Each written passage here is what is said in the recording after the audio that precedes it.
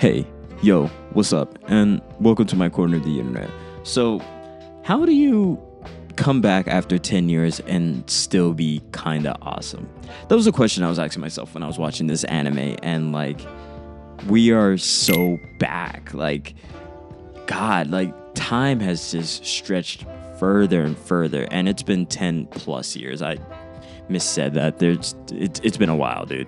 On top of that, I looked up the anime that came out at this time, and Jesus, it was such a different scroll of anime. There definitely was no isekai slot. Well, I think there was one. There was one, if I'm not mistaken. But you can probably already figure out that I'm talking about Panty and stalking.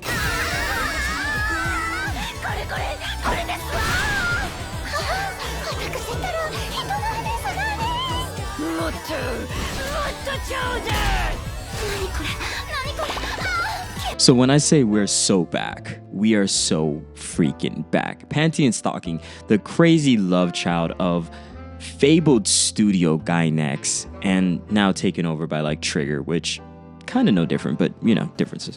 This is an electric wild ride that we watched I kind of remember it like a fever dream. I remember when I watched my first episode of Panty and Stalking, I was so confused, but so entertained by the animation and the overt audaciousness of our main characters. We're following two angels, Panty and Stalking, and to their namesake, they literally get their powers from using their panties and stalking. It's a debaucherous, very filthy anime with a toilet humor that at one time was one of one.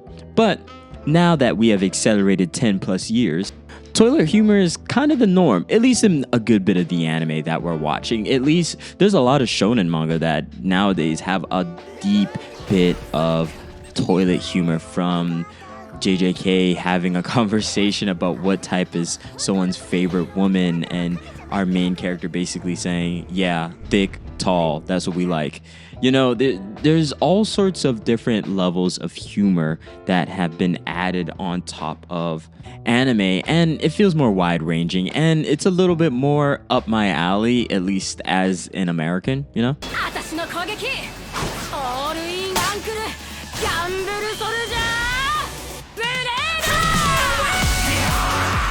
Now, I'm not saying that anime has been pristine and filled without its debaucherous behavior, but Panty and Stalking was a different type of anime, and it was vastly different from a lot of the anime that were coming out at that time.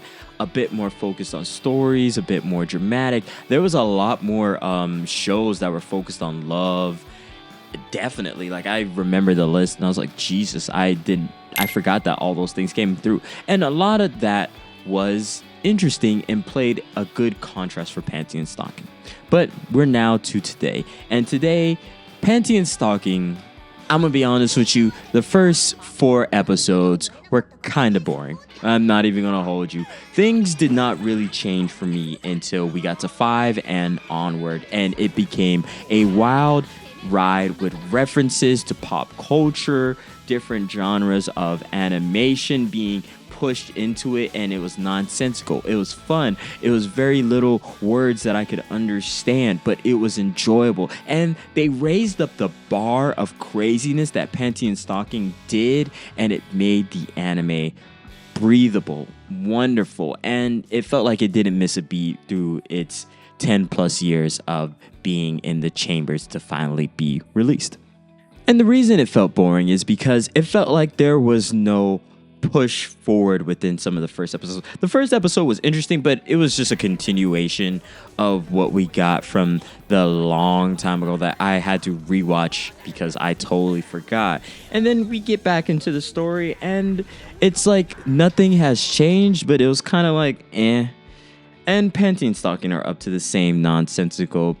Panty is sleeping with anything that walks, and Stalking is into sweets while being a little bit crazy for all the cute things that they can enjoy. But then the story decides to give us more backstory on Panty and Stalking. We meet new characters, Polyurethane and Polyester, which were cool characters, and I love their music, and I love their dubbing and subbing. They're both hilarious, especially with how they're translated, what they're saying, and some of the nonsense that they get up to.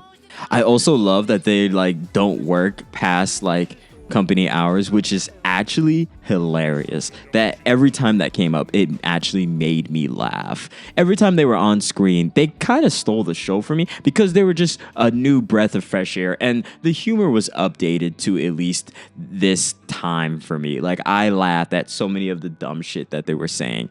And let me just tell you, the profanity throughout this anime is unmatched. It was everywhere. There was whole episodes where I literally did a counter and we hit over 30 B words, like at least over 30. And it was so entertaining.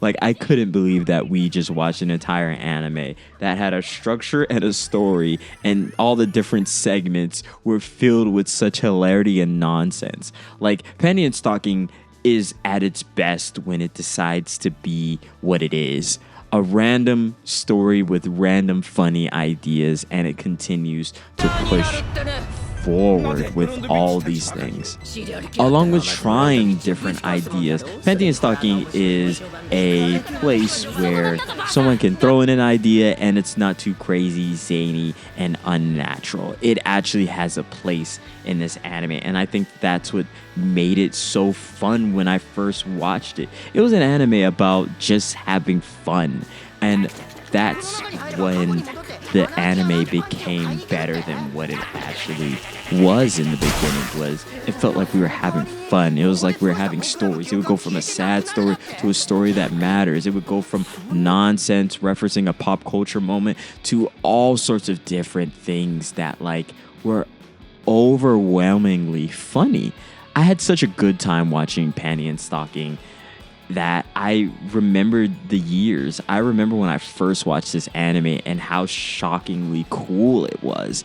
This is what like studios like Trigger and Gainax create with their animations. Just fun, joy, and a lot of entertainment. And Jesus Christ, the story went further and further and was so much more fun along with the nonsense. And then at the last episode, we got a sneak peek at the possible like next season, which they didn't even promise. They just said, yeah, next season, which that's so classic. Like, we might be waiting another 10 years, and hopefully by then I'll probably be telling you more about this season that I just watched. But I was glad that Panty and Stocking pulled it out because it looked a little dire in the first couple episodes. I'm not even gonna lie to you. So I'm pretty much gonna rate this a 3 out of 5. It was fun when it was fun, but when it sucked, I was just like, oh, this is gonna be something I'm gonna have to trash. So thank you so much for watching this video. Please like, comment, and subscribe. Panty and Stocking was a fun ride that I genuinely enjoyed. I just wish it got more to the fun before, like, I just thought, wow, this is not going to be enjoyable. And I'm glad I finally got around to talking about this anime because it filled my heart with so much joy. Anyway, take care, be well, and good luck.